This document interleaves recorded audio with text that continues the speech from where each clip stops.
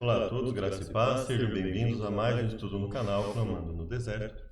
Nesse momento nós vamos dar continuidade aos comentários do livro do Manzoli, A Lenda da Imortalidade da Alma. Hoje nós vamos falar do capítulo 3. Já peço a todos que Deus os abençoe. Pai querido, pedimos perdão pelas falhas e pecados, pedimos pela tua sabedoria, agradecemos por tudo que nos tem concedido até agora e que esteja conosco hoje e sempre. Amém. Então, vamos lá para o capítulo 3 do livro. Para essa nova versão, que ele atualizou o livro, né? Ele diz: fiz questão de examinar uma a uma cada uma das 858 ocorrências de Nefesh ou Psique nos originais. Para minha própria surpresa, descobri que nada menos que 300 dessas 858 vezes em que Nefesh ou Psique aparecem nos originais estão relacionadas à morte da alma. É interessante que nós tenhamos em mente que no hebraico, muitas vezes uma palavra ela pode ser usada com mais de um significado. Mas se você tem a Bíblia falando sobre morte da alma, principalmente no sentido literal, em textos cujo sentido é evidentemente literal, então você já sabe que a Bíblia não está usando alma ali com o sentido de uma entidade que sobrevive ao corpo. Então, quando alguém perde a vida, não vai existir uma entidade, né, sobreviva aquilo. E, portanto, como a Bíblia fala de morte da alma, e são muitos textos, né,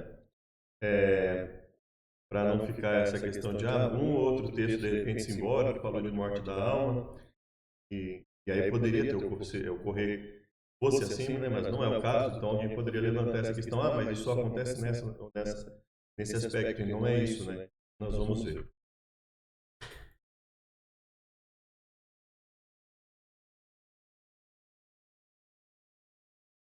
Há muito mais textos que falam da morte da alma do que a morte do corpo, inclusive, tanto em números absolutos como na proporção de citações. E aí ele começa falando a morte da alma explicitamente, né? E ele vai falar da morte da alma por quê?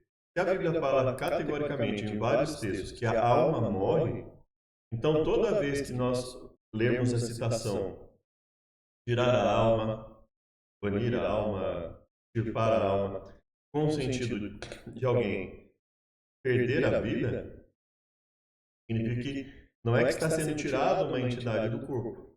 Sim, a expressão é melhor traduzida como tirar a vida. Ou seja, se vários locais onde, por exemplo, quando nós vamos ver aqui, ó, Levítico 24:17, quem matar alguém certamente morrerá. Quem matar uma pessoa. E aí, como é que está traduzido? Qual seria a tradução, considerando lá o termo alguém, no caso, né? Quem matar uma alma certamente morrerá. O termo é nefesh. Né? Então, quem matar uma alma certamente morrerá. Morte é morte. Então, quem matar uma alma certamente morrerá. Então, ou seja, quem tirar uma vida, quem matar alguém, ou seja, matar a alma é tirar a vida de alguém. Então, tirar a vida de alguém seria entendido como matar a alma. Ou seja, então tirar a alma, nós vamos ver posteriormente, nada mais é do que tirar a vida de alguém. E não tirar uma entidade para que o corpo perca a vida.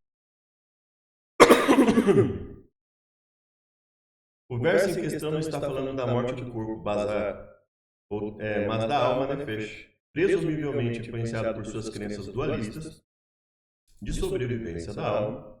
Os tradutores evitaram verter alma nesse texto, para que ninguém pensasse na hipótese de que a alma morre. Nós vamos ver isso também em Números 31:19, né? Todos que tiverem matado alguma pessoa, ou tiverem tocado em algum morto, ou seja, matado uma alma, né? E aí nós temos, por exemplo, todo aquele que tiver matado alguém, nefesh, matado uma alma, sem intenção, poderá fugir de lá.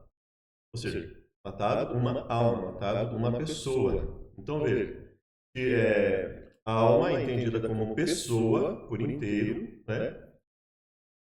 E não como uma entidade imaterial. Portanto, quando alguém usar essa expressão tirar a alma, por exemplo, o que ela estaria falando? Tirar a vida. Que a alma é o próprio ser como um todo, né? Então, tirar a alma, tirar o ser, a pessoa passa a ser uma alma morta, né? Aí nós vamos ter outros exemplos, como Deuteronômio 19:11, né? 22, 26. Temos a história de Sansão, né? Que eu morra com os filisteus, ou seja, que morra a minha alma com os filisteus. Davi, eu fui para a casa da morte das pessoas da casa de meu pai, né? A morte de toda Nefesh. A morte de todas as pessoas no hebraico é a morte de toda Nefesh, né? A morte de toda a Nefesh da casa de meu pai. Não me entregues à morte. No hebraico, Nefesh, Ara. Ara, né? É que literalmente traduzido, não entregues minha alma à morte. Ao conquistar Libna, Josué matou a espada toda a Nefesh que nela havia. Ou seja, todas as pessoas que ali haviam, né? Então veja que nós vemos várias opções aqui em Nefesh. Tem um sentido de pessoa, né? Não tem o sentido de entidade que sobrevive ao corpo, né? A sua alma morre na cidade, a sua vida perece entre os impuros. E aí ele vai citar vários exemplos. Que a minha alma morra da morte dos justos. Isaías profetiza, derramou a sua alma na morte e foi contado com os transgressores. O próprio Senhor prediz, vós me profanastes, um punhado de cevada, pedaço de pão, para matardes as almas que não haviam de morrer. Isso vai acontecer também em Ezequiel 18, a alma que pecar essa morrerá. E aí o Banzoli ele coloca que uma possível opção para eles terem traduzido assim é porque eles vão explicar para a pessoa, não, aqui está falando da morte eterna. Mas aí eles defendem que a morte eterna, na verdade, não é morte eterna, é tormento eterno, né? Então também não daria certo, né? Então veja, se aqui nós falamos que a alma que pecar essa morrerá, nós estivermos falando efetivamente da morte física, então o ser físico morre, assim como em vários outros lugares. Mas se aqui estiver falando da segunda morte, ainda é mais grave, porque aí nós temos, além de outros textos que falam da morte física, a primeira morte, nós estamos falando aqui de uma segunda morte que também é a morte total, né? Não sobra uma entidade viva, né? Um exemplo análogo se encontra no final do livro de Tiago. Quem converter do seu erro, do erro, do seu caminho, o pecador salvará da morte uma alma, cobrirá uma multidão de pecados. Então, mas se ele está livrando da morte uma alma, está livrando da morte uma pessoa, não é? E se essa morte que Tiago aqui está falando de converter do erro, está livrando da morte espiritual, né? Da segunda morte no caso, isso é mais uma evidência de que não há tormento eterno. A morte, ela encerra tudo, né? E qualquer texto que viesse a falar de um tormento eterno no sentido de que a pessoa ficaria sendo atormentada sem fim, ele não teria um embasamento bíblico, né?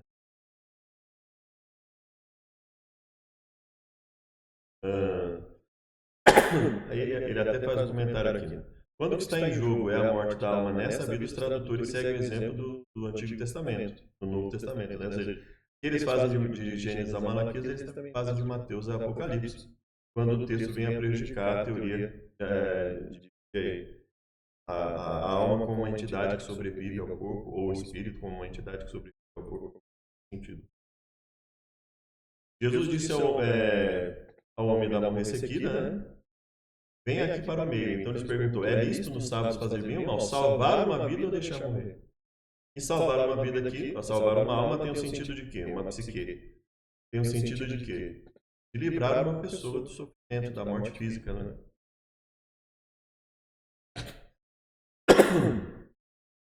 O mesmo acontece em Lucas. Salvar a vida, salvar a psique, a alma, a psique, ou destruí-la. Então veja, também não passava na mente de Jesus a ideia de pessoas sofrendo ali, até porque isso não teria base de Gênesis a Malaquias, seria o oposto do que se é ensinado, né? A morte da alma implicitamente, ou seja, textos que não usam a expressão a alma morrer, mas que subentende isso, né? Em 1 Reis 20:32 é usado o termo deixe minha alma viver. Se ele está falando deixe minha alma viver, é porque ele não queria que a alma falecesse. O oficial implorou por sua vida a Elias. Tenha consideração por minha alma. No original, nós temos o termo nefesh, né? O próprio Elias, que os deuses me castiguem se amanhã estas horas. Quando Jezabel fala, né? Que os deuses me castiguem se até essas horas não tiver feito com a sua alma o mesmo que você fez com a alma de cada um desses, né?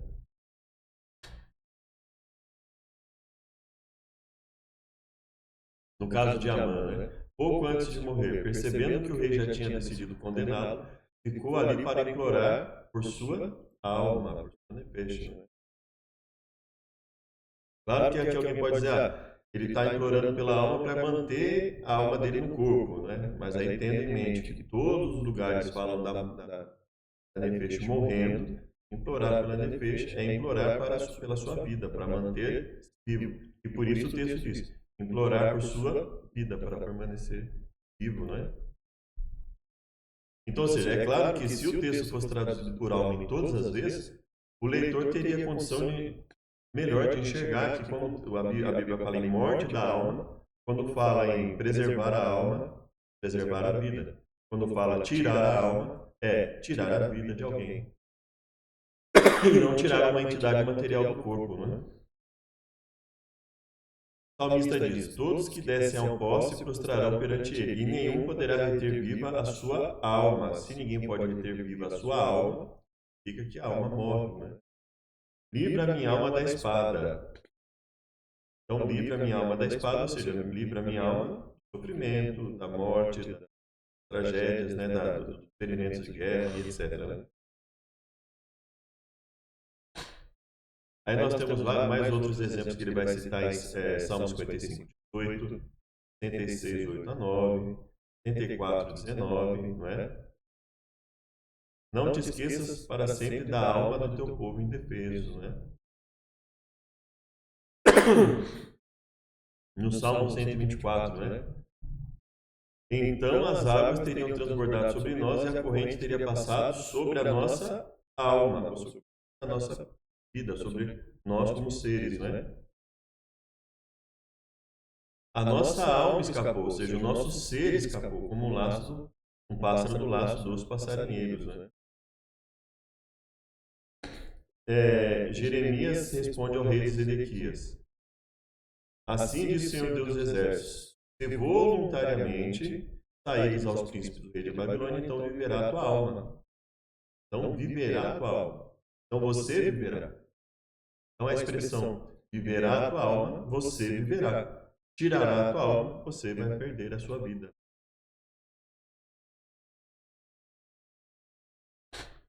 É isso que Adonias falou, não lhe custar a sua própria alma. Não lhe custar a sua própria vida, né? Destruição, extermínio, expirar e desfalecer, né? Tendo sobre si a sua imundícia, aquela alma será extirpada.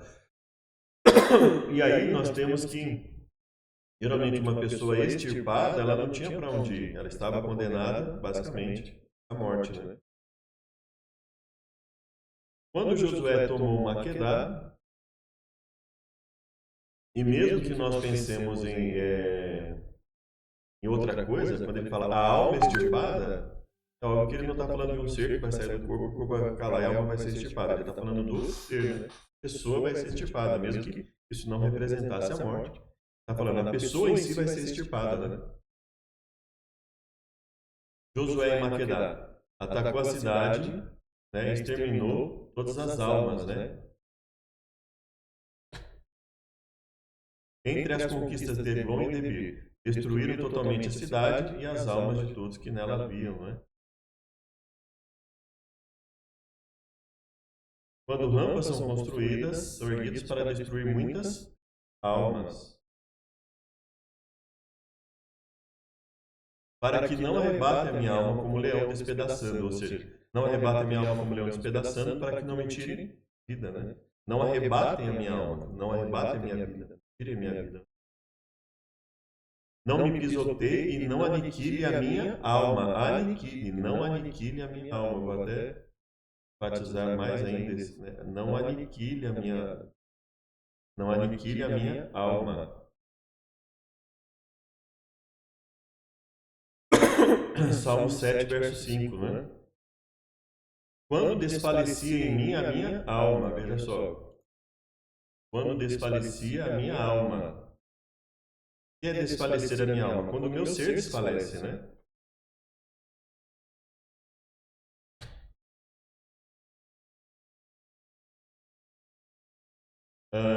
Desmaio pelas ruas, suas almas se desvanecem nos braços de suas mães. Ou seja, suas almas se desvanecem. Né? Ou seja, o que ele está querendo dizer? A pessoa vai perdendo, vai desfalecendo, vai perdendo a vida, né? Então é isso que é o conceito de nefesh, de alma, né? Ali, veja que principalmente nós temos livros de Gênesis e Malaquias, né? Do chamado Antigo Testamento. Né? Pela vida, pela nefesh de teus filhinhos que desfalecem de fome. Pela vida, pela alma de seus filhinhos que desfalecem de fome. Então aqui, o que ele conclui, que eu concordo, é não só a alma morre, mas como acompanha todo o ciclo de degeneração física. Ou seja, o que eles dizem em termos de alma é que o ser ele morre, ele sofre, ele tem fome. E aí eles usam o termo alma para dizer a pessoa passa por tudo. E não o ser inanimado está na pessoa. Aí também nós temos a questão de ser eliminado do povo, né? Ele fala, toda alma será extirpada, será eliminada, né? Aquela alma será extirpada do povo. A alma que não escutar esse profeta será exterminada dentre o povo. Quando Pedro, referindo-se a Jesus, né? Fala em Atos 3:23, né? Aí ele vai dizer o seguinte, imortalistas argumentam que uma alma ser eliminada, terminada ou extirpada, não significava sua destruição, mas apenas seu afastamento da comunidade. Veja, mesmo que fosse isso, mesmo que seja isso, ele está dizendo que o ser é afastado. O ser como um todo é afastado, e não a alma em si. Né? Então, não é apenas uma força de expressão. Todo pela parte, alguma coisa nesse sentido. A alma, a parte do ser como o ser inteiro. Não, ele está falando sempre de alma como o próprio ser, a própria pessoa. Né? O problema é que as pessoas eliminadas do meio do povo não migravam a outro povo, como quem sofre um exílio. Era um eufemismo para a morte, como em Êxodo 31:14. Quem profanasse o sábado certamente morrerá, porque qualquer que dele fizer alguma obra, aquela alma será eliminada do meio do povo. Então veja, quando fala aqui da transgressão aberta do sábado, o texto é muito claro, certamente morrerá. Então quando ele fala, sua alma será eliminada do povo, ou seja, perderia a vida, né? E aí onde muitos textos vão traduzir como cadáveres, né? Que na verdade é o quê? Por exemplo, Levítico 21:11, né? Aproximar de um cadáver, aproximar de uma alma morta. Levítico 22:4. Estará impuro se tocar em algo contaminado por um cadáver. Ou seja, mut nefesh, né? Ou seja, tocar em cadáver aqui é a tradução de nefesh. Tocar algo contaminado por uma alma, ou seja, por uma pessoa morta, né? Durante o período de separação não poderá aproximar-se de um cadáver. O texto traz mut nefesh, ou seja, alma morta. Né? Então nós temos mais um exemplo aqui. Ó. Se ele se aproximasse de uma alma morta, mut nefesh, né? Eu creio que é mut nefesh, né? Seria uma tradução parecida com uma pronúncia parecida com isso. Né? O sacerdote, pois pecou ao se aproximar de um cadáver, de uma alma, de um nefesh, de uma pessoa morta, alma morta, né? Número 19:13, a mesma coisa, Ageu 2:13, né? E aí ele mostra como as traduções, existem momentos que nenhuma tradução, praticamente, né? Quase nenhuma, ou mesmo em nenhuma das que ele visualiza, utiliza o termo alma em determinados trechos, né? Temer pela alma, temiam pela nefesh, né? Tememos muito pela nossa vida por causa de vocês. Tememos pela nossa alma. Então, assim, se por um lado os tradutores omitem o termo alma e colocam vida, significa também que eles entendiam que quando estava falando alma ali, estava falando do ser vivo e não de uma entidade imaterial. Pelo menos é isso que eles deveriam entender, né? Para poder traduzir por vida. Mas também é lógico que a gente não pode descartar, e não tem como descartar que eles sempre traduzem por vida, porque o leitor dificilmente vai querer comparar, né, onde está escrito alma, né? Temeram pela alma, né? Tememos muito pela nossa alma. Todos eles tremerão de medo a todo instante por suas almas, né? Então aqui nós temos um outro exemplo, né? Todos eles tremerão de medo por suas almas, né? E alguém poderia alegar, mas eles podem estar temendo pela alma no sentido assim, para não ter a alma retirada do corpo. Mas aí não seria o caso da alma morrer, como nós vimos lá. Então, se nós temos que a alma morre, alma morta, cadáver é uma alma morta, então eles tinham medo por suas almas, eles tinham medo de morrer, eles tinham medo de terem a sua vida ceifada. Né? Então, eles não entendiam uma alma como algo além do corpo. Né?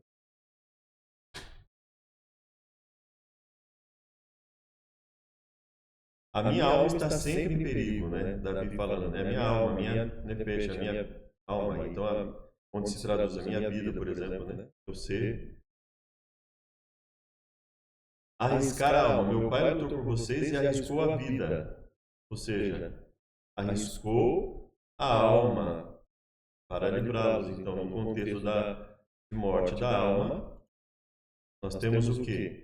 Arriscou a alma, não é arriscou perder a alma no sentido de ter a alma retirada do corpo, mas ele arriscou o quê? É um ser imaterial retirado do corpo, mas ele arriscou o quê? A vida, perder a vida do ser como um todo, né?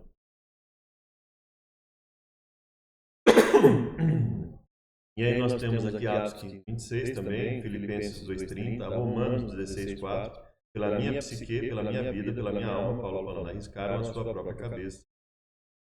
Dar a sua alma como oferta pelo pecado, como em Isaías 53:10, né? Em Mateus 20:28, não veio para ser servido, mas para servir e dar a sua vida em resgate de muitos, e dar a sua alma em resgate de muitos, né? Jesus não ofereceu uma entidade, a morte de uma entidade imaterial sobrevivente, corpo pelas pessoas. O bom pastor dá a sua vida, sua alma, sua psique pelas ovelhas, né? Também conheço meu Pai, dou a minha vida, psique pelas ovelhas.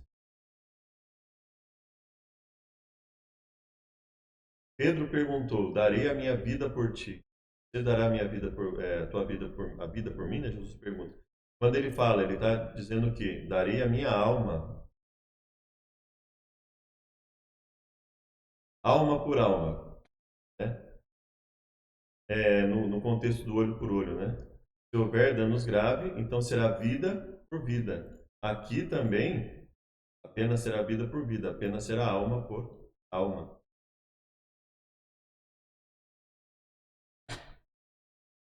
Quando o rei Acabe poupou a vida de Ben-Hadad, rei da Síria, um profeta lhe disse que, porquanto soltaste da mão o homem que eu havia posto para a destruição, a tua alma, a tua vida será em lugar da sua vida, da alma do outro, né? E o teu povo em lugar do seu povo, veja. Tua vida será em lugar da sua vida, tua nefesh será em lugar da sua nefesh. A vida dele seria no lugar da vida do que ele preservou, né? Entregando a você será a sua vida nefesh pela dele, a sua alma pela dele, né? Segunda Reis 10:24. A nossa nefesh responderá pela vossa até a morte. Olha só, a nossa nefesh responderá pela vossa até a morte. Morte do que? Se ele está falando de nefesh, até a morte da própria nefesh. Então era esse o entendimento deles, né? Era isso que eles queriam transmitir exatamente, né? E por isso que ele começa, provavelmente, o capítulo falando da morte da alma. A partir do momento que a Bíblia afirma explicitamente da morte da alma, todos esses textos eles vão ser interpretados à luz da alma morrendo, né? Se eles não poupassem a Nefesh de Raabe e sua família, a Nefesh deles mesmos pagaria com a morte, né? E é esse caso aqui, a nossa Nefesh responderá pela voz, até a morte. Poupar a alma para que me tratem bem por amor a você e minha vida, minha alma seja poupada por sua causa. Ou seja, a minha alma seja poupada, né? Então, se você fala em poupar a alma, no contexto de alma morrendo, né? Nós temos o que poupar a alma é o quê? Poupar a vida da pessoa, poupar a pessoa por inteiro, né? Jacó declarou: vi a Deus face a face, todavia minha nefesh, minha alma foi poupada, né? Ou seja, minha vida foi poupada, né? Interessante é que os tradutores não vão poder alegar que eles não entendiam que aqui se trata de poupar a vida, no sentido de dizer assim, poupar a alma aqui é poupar uma entidade imaterial para que ela não saia do corpo, né? Poupar a alma é poupar a própria vida, né? Ah,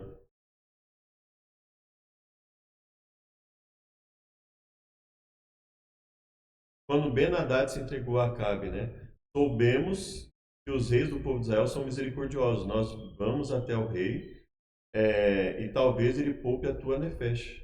Talvez seja poupada a alma, né?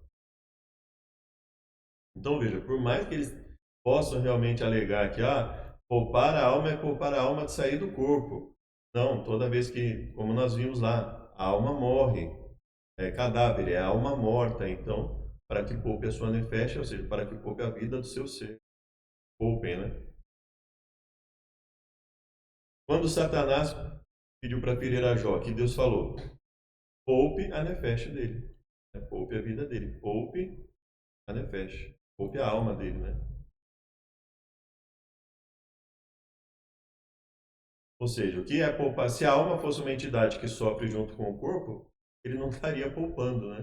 Então, quando Deus fala poupe a alma dele, obviamente ele está dizendo, você pode fazer ele sofrer de várias formas. Se a alma fosse uma entidade separada do corpo, né? Então, ele está falando poupe a vida, poupe a alma, ou seja, poupe de morrer, né? Conservar a alma, né? O que guarda a sua boca conserva a sua alma, mas o que abre muitos seus lábios se destrói. É, aqui. Convertendo-se o ímpio da impiedade, conservará este a sua alma em vida, né? Ou seja, conservará viva a sua alma, mostrando também que a alma morre, né? Alguns textos não são tão evidentes, outros são mais evidentes, né, no sentido de conservar a alma, preservar a alma, mas os textos sobre a morte da alma são muito específicos, né? Quem ama a sua vida, a sua psique, perde-a. Quem ama a sua alma, perde-a. Quem odeia, ou seja, quem odeia aqui, ou seja, quem ama menos a sua vida do que a Deus, né? Nesse mundo irá preservá-la para a vida eterna. Perder a alma. Veja só, não discuta conosco se alguns homens de temperamento violento, se não alguns homens de temperamento violento o atacarão, e você e a sua família perderão a sua vida. Então aqui um imortalista iria dizer, não, tá vendo?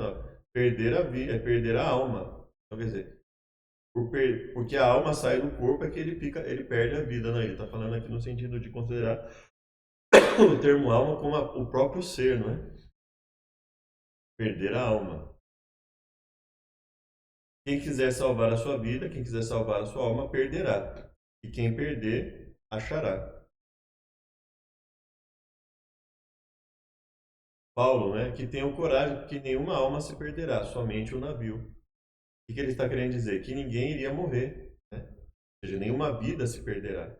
Nenhuma pessoa aqui iria, nenhuma pessoa ali iria falecer. Salvar a alma. Saul enviou alguns homens à casa de Davi para vigiá-lo e matá-lo. E Mical o alertou, dizendo: se você não fugir essa noite para salvar a sua alma, amanhã estará morto.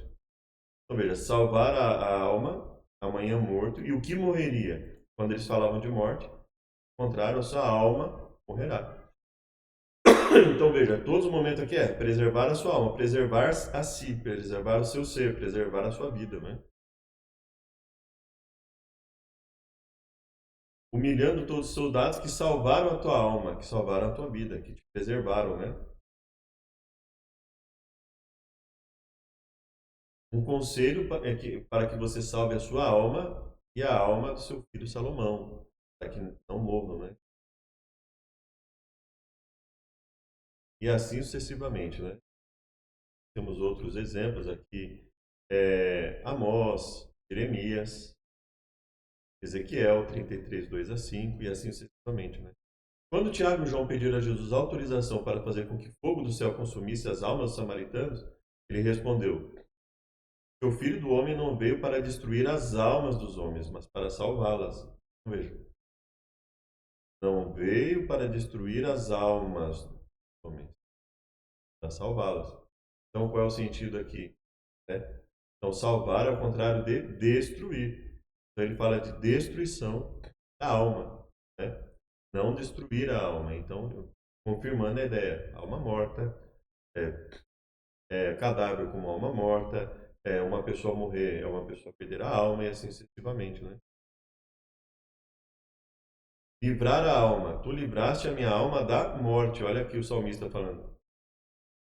Tu livraste minha alma da morte. Ou seja, confirmando a ideia de que ele entendia também a alma como o ser, né? O ser vivo. Então, livrar a alma da morte, livrar o ser da morte. Me livraste a alma do mais profundo poder da morte. Livrar as almas da morte. Conservar vivos na livrarão a nossa vida da morte, livrarão a nossa alma da morte. Então, veja, vários textos falando da alma morrer, de livrar a alma da morte, né? Resgatar a alma, para que não haja entre eles praga alguma. Olha, resgate de sua alma, para que não haja entre eles praga alguma, ou seja, para que não venham a falecer, não venham a sofrer por causa disso.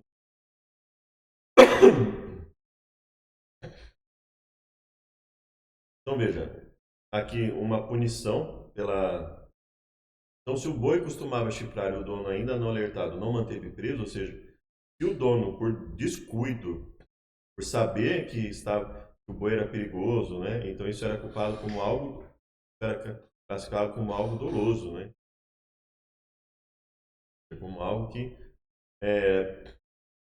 qual seria o motivo da pessoa deixar um boi perigoso que sabia, né? Se não, por exemplo, ainda que ele não tivesse a plena intenção, né? Ele assume o risco. Ele não está nem aí. Então, hoje no nosso direito, infelizmente, né, tem essa ideia de culpa consciente, né? Dolo eventual ou culpa consciente, né? Então, veja, e aí é um grande problema, é que assim, o fato, olha, ele assumiu o risco. Não importa se ele achava ou não que podia acontecer, que dava bem. Não, ele sabia do risco e não se preocupou. Nesse caso, ele também seria morto, né? E aí, para resgatar a sua alma, ele pagaria algo exigido por ele.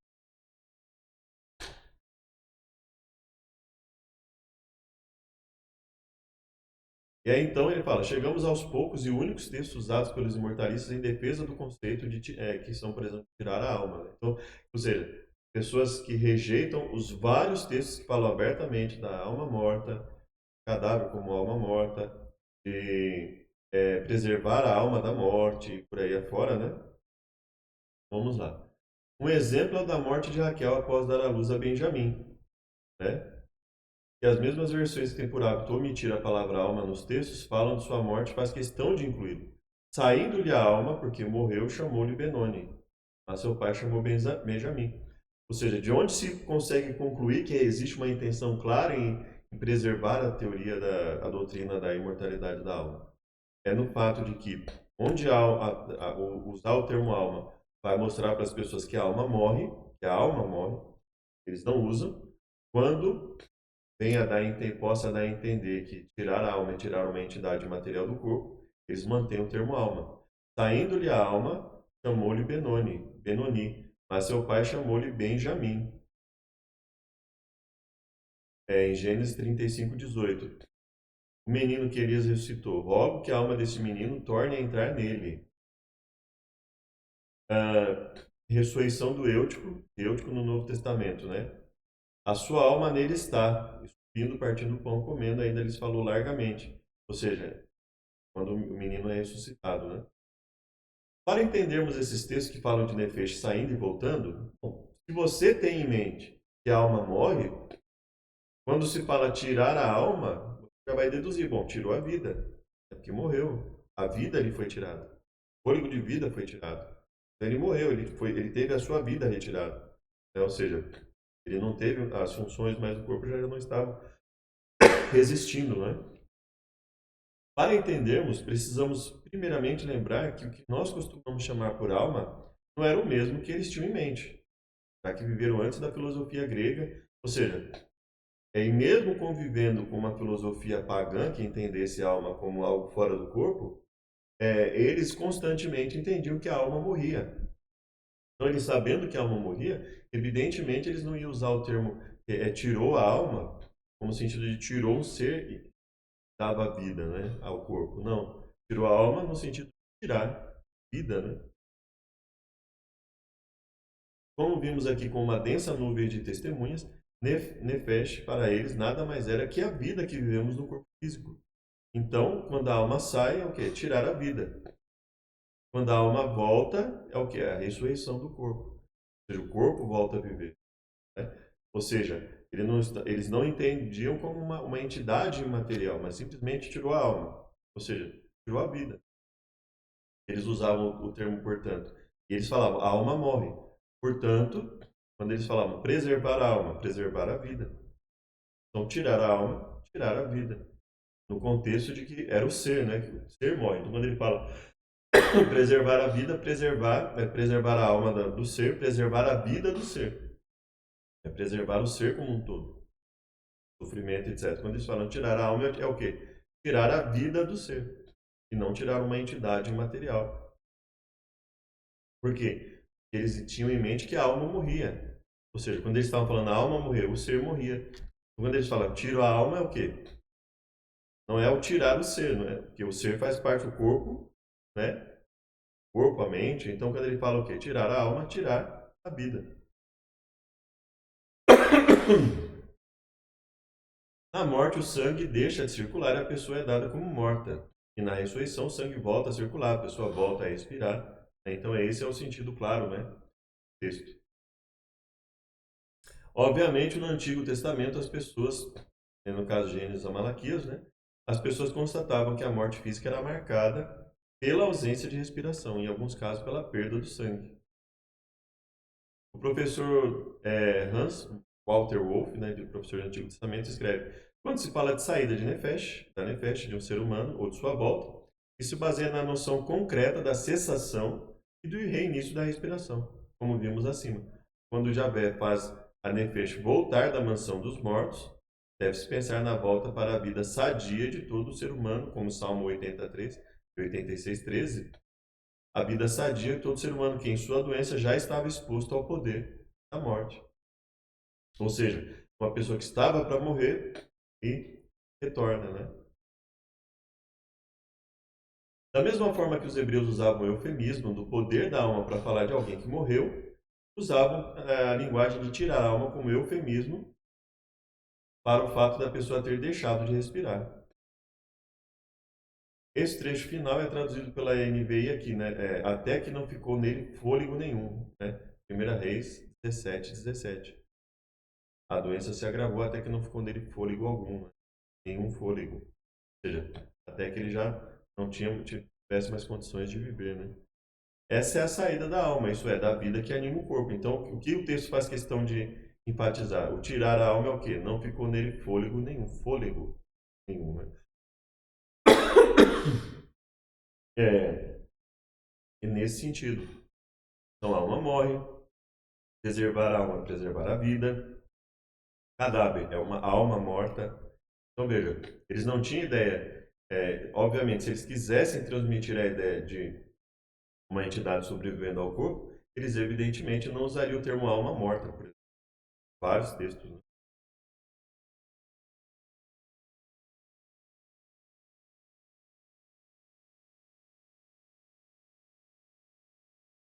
Esse trecho final aqui, né, quando ele fôlego algum, é traduzido pela NBA como finalmente parou de respirar. Comenta Bakioki, né? O retorno da respiração às partes interiores resulta no reavivamento do corpo. Ou poderíamos dizer, faz com que se torne uma vez mais alma vivente. Até mesmo a enciclopédia católica reconhece 1 Reis 17:22, Nefesh significa sopro de vida, né? E não uma alma metafísica mortal. Então ele me diz, peço, arremessa sobre mim e mata-me, porque angústias me têm cercado. Toda a minha vida Nefesh está ainda em mim. Toda a minha alma, toda a minha vida. Então, ou seja, eu não tenho nenhum traço de que eu esteja morrendo. Então, esse era o sentido de que é o sentido que eles usavam, né? Ou seja, não falando de um ser imaterial imortal, né? Ou mesmo de um ser imaterial ainda que não fosse imortal, mas não falando de um ser imaterial sobre que vive no corpo, mas falando do próprio corpo perdendo a vida. O que o Amalequita queria dizer é que toda a extensão da sua alma imortal, não é que toda a extensão da sua alma imortal estava nele, né? Mas sim que ainda estava completamente vivo. Isso é muito nítido, né? Ou seja, toda a minha vida está ainda em mim, ou seja, estou plenamente vivo, não estou com nenhuma indicação que eu estou morrendo, né?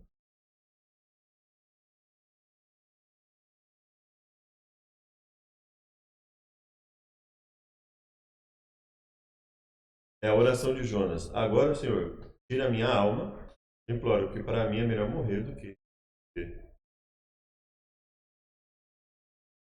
E aí, com isso, ele desejou morrer e disse: para mim seria melhor morrer do que viver.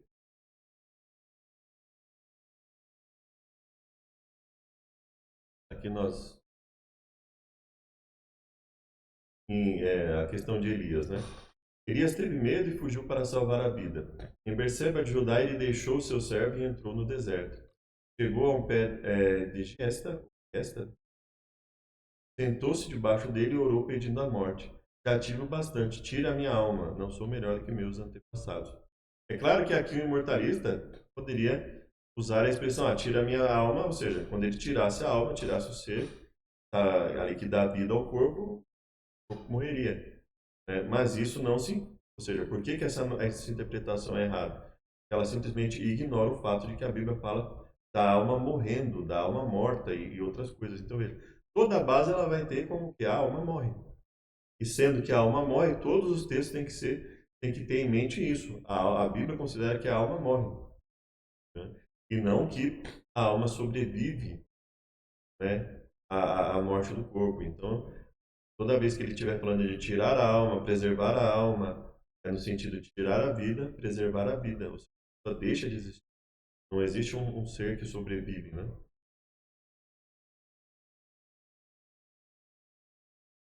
E veja bem, quando ele é um termo interessante aqui. Quando ele pede, é, ele vai falar o trecho que diz pedindo a morte, né? Aqui, e orou pedindo a morte. Orou pedindo a morte. O que ele estava pedindo? Quando ele fala tira a minha vida, ele estava pedindo a morte, o que ele estava pedindo? Ele pediu que a sua alma morresse, né? Ta'al nefesh mutz, né? Pediu que a sua alma morresse. Então, se ele pede que a sua alma morra, e isso equivale a pedir para que tire a vida, ele está falando claramente que não existe um ser imaterial que sobrevive, né?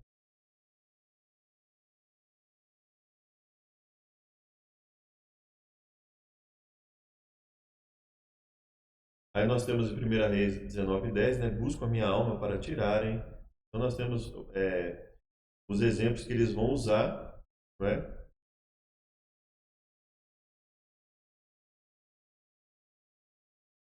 Vamos ver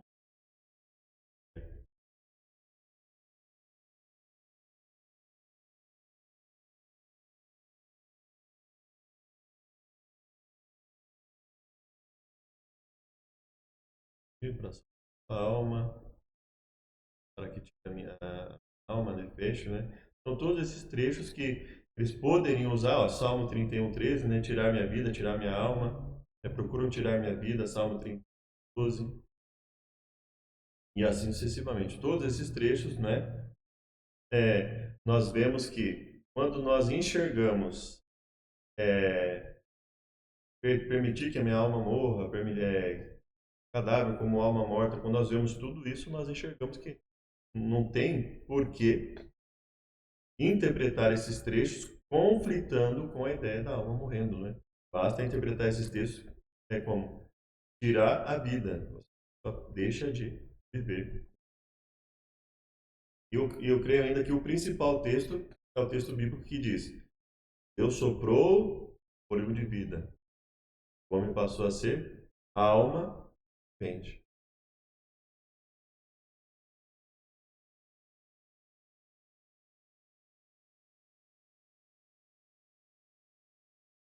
E aí, vamos ver aqui.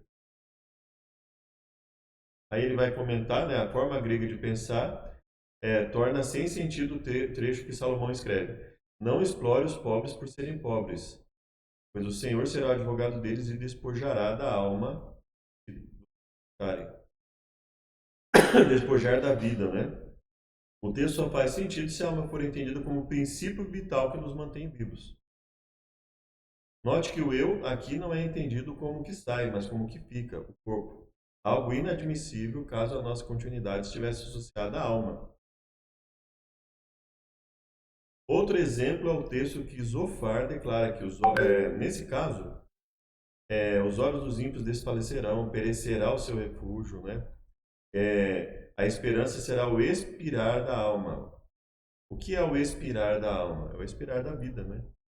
Então, veja, o expirar da alma referia-se tão somente à morte física. Os ímpios teriam uma vida tão atribulada aqui na terra que desejariam a morte. No caso de Jó, é um pouco mais complicado de usar porque é difícil separar ali as falas, com exceção de algumas falas de Jó, é difícil você separar das falas dos amigos dele o que se pode aproveitar doutrinariamente, porque muitas vezes Deus fala, né? Falavam coisas que a Bíblia fala que eles falavam coisas loucas, né? Esse é um caso que, por exemplo, nós podemos entender que eles não estavam falando necessariamente da questão do pecado, então que eles poderiam sim ter falado alguma coisa correta, né? Mas é um tanto mais difícil. Nesse caso é mais uma questão, ele está de acordo, né? O expirar com o sentido de estaria de acordo com o sentido de morrer. Mas, considerando que os amigos de Jó tinham conceitos errôneos sobre determinadas coisas, a ponto de Deus falar que eles falavam coisas loucas, é difícil determinar o que eles pensavam corretamente e o que eles não pensavam corretamente. Eles deixam de ser uma boa referência, né? Buscar a alma. Davi viu que Saul saíra à busca da sua vida, ou seja, sua alma, de sua nefesh, né? Os que buscam a minha alma me armam laços. Sejam confundidos os que buscam a minha alma para destruí-la. Que buscam a minha alma para destruí-la. Destruir a minha alma. Ele não está falando buscar a minha alma para tirar do meu corpo e ela continuar sobre. Não. Buscando a minha alma para destruí-la. Me buscando para me destruir. Então, ou seja, destruição da alma é equivalente à destruição do próprio ser. E, portanto, não havia distinção, né? Eles não entendiam a alma como um ser que está vivo no corpo, né? O corpo como um mero receptáculo e a alma como um ser que está vivo. Veja, procura minha alma para destruir, Salmo 63:9. Então, quando nós temos isso em mente, toda a expressão de tirar a alma e etc., preservar a alma é o quê? Tirar a alma, tirar a vida. Preservar a alma, preservar a vida. E pronto, né? A questão de pedir a alma também, ela passa a ser bem entendida nesse caso, e todos os outros termos, né? E aí, basicamente, a partir daqui, né? A alma na cova, né? A alma estando na cova, mostrando a questão de que se a alma está na cova, ou seja, a alma morta, a alma na cova, são basicamente os termos equivalentes, né? E falam ali que a alma não é um ser que sobrevive ao corpo, né? A morte do corpo. E assim sucessivamente. Agradou a te livrar a minha alma da cova da corrupção. Não te louvará a sepultura, nem esperarão em tua verdade os que descem a cova. O vivente, esse te louvará. Ou seja, livrar a alma da cova. O que é livrar a alma da cova? Se a alma vai para a cova, obviamente é o quê? A questão é, a alma morre. Por isso que os termos usam alma morta, etc. Né? E aí, tabela exaustiva de textos. Aí, a partir daqui, no capítulo 3, ele vai usar uma longa tabela onde ele vai colocar só os textos, vários textos, para que o leitor possa acompanhar. Caso você queira acompanhar no livro, né, A Lenda da Imortalidade da Alma, eu procurei aqui comentar alguns trechos para dar continuidade. Aí no próximo vídeo a respeito do assunto a gente continua no capítulo 4. Né? Obrigado a Deus por tudo que nos abençoe para a continuidade dos nossos fazeres. Nós imploramos em nome de Jesus. Muito obrigado e até o próximo vídeo.